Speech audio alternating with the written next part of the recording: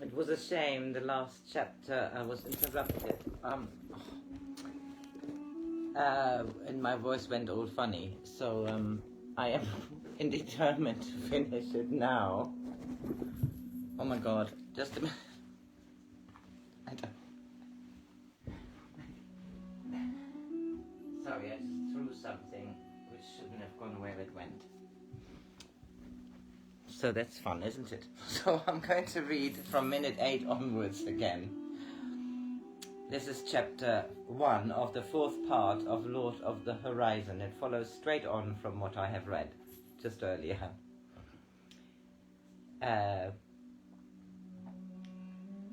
Ra-Ab is having a conversation.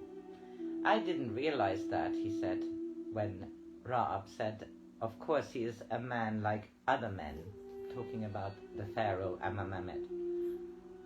I didn't realize that, he said slowly. I suppose I always thought that everything my father did was necessary.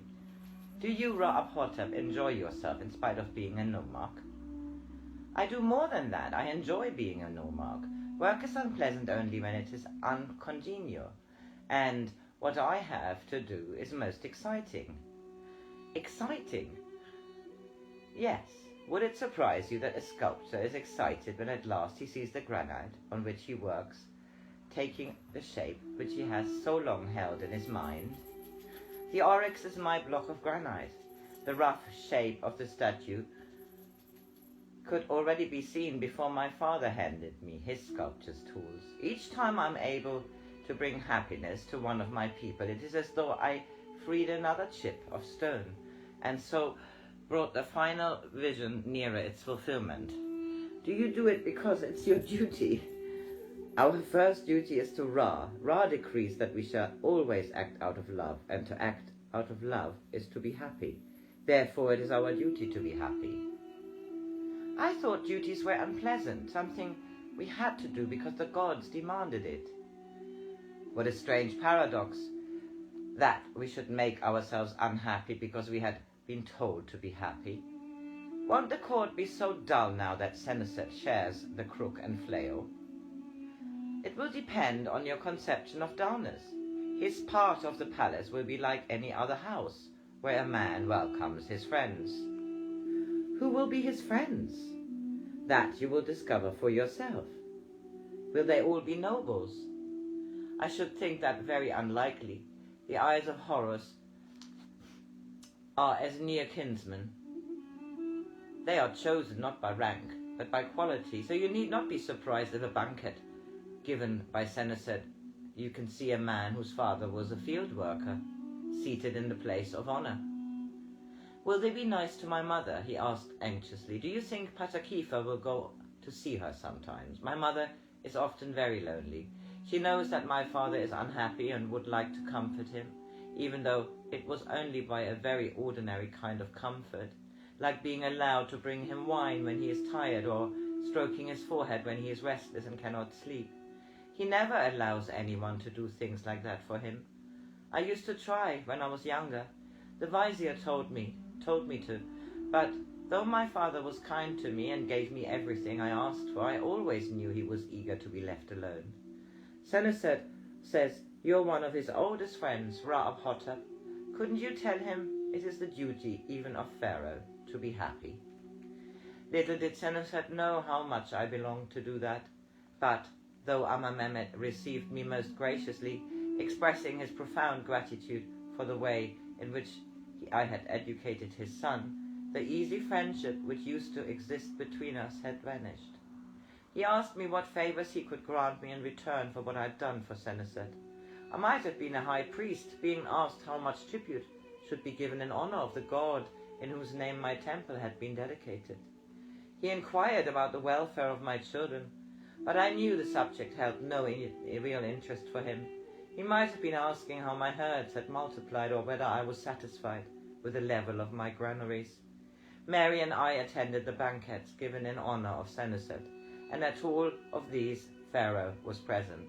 Yet he never asked me to come to his private apartments, where once Mary and I had been welcomed as his closest friends. It was Mary's suggestion that we should go to see Senuferi's mother, Nantana, Nantani, at the house to which she had returned when Senusert brought his bride to the palace. The house might have been occupied by any of the minor officials of the court. The garden was more extensive than usual, but there was nothing else to distinguish the rank of its owner. Nantani's son did not resemble her, except in the colour of his hair, which was tinged with red. She was thin, almost emaciated, yet her face was unlined and her eyes clear and brilliant under the level brows. "I am grateful for the kindness you have shown to my son," she said, after we had talked for some time of trivial things. "As a mother, I wish that I had been he instead of Senusert, who grew up in the Oryx, even though that would have meant my being parted from him." "But you also would have been so welcome," said Mary impulsively. "I could not have left his father, even though there is so little I can do for him."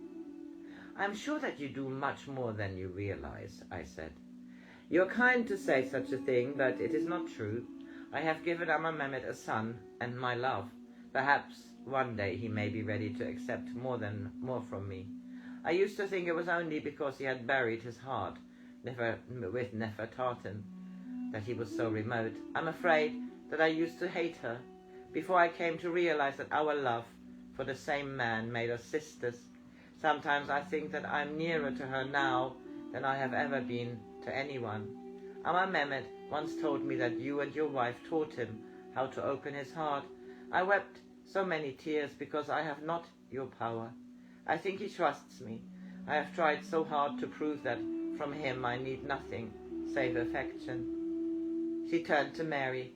"Should I have been wiser if I had pretended that I wanted the things which were all he had to give me? He wanted to build me a great house, but when he brought me the scribe's plans, I said that I would prefer to remain here where I was born. He had jewels specially designed for me to wear, and I think I would prefer it if he used the gold for his people. I think in his heart he used to be glad that I wished to live secluded. Sometimes, not very often, he used to come here alone at night. We were still lonely when he thought of his body as a leopard whose hunger I could appease. But there were times when he slept in my arms, and if he cried out in a troubled dream, he was comforted when I held him yet more close. You must be wondering why I speak of things so intimate to people I've only met today. It is not easy for me to speak, for I have acquired the habit of silence. For years I have lived on the hope that should Amenemhet despair in his loneliness, he would turn to me for comfort and I should not fail him. I want you to promise that should it be possible for him to turn to you, he will not lack a friend. Why should he turn to us when he has you? I may be summoned by one who will not wait on the pleasure even of Pharaoh. If you are ill, you must let us help you. In the Oryx there are men so skilled that death is content to wait at their command." She smiled, the calm, serene smile of a woman without fear. "I should have come to you asking that Jan might help me with his knife, yes. Teten told me of Jan, but this is a sickness too deep even for him to exorcise. It is jealous of my life, this little death which houses in my body like an unborn child." "You are not afraid?" "Afraid? How could I fear death when I have not even been afraid of life?" So that was the end of the first chapter. And the music you hear in the background is raise your words, not your voice. It's rain that grows flowers, not thunder. Today is a Wednesday.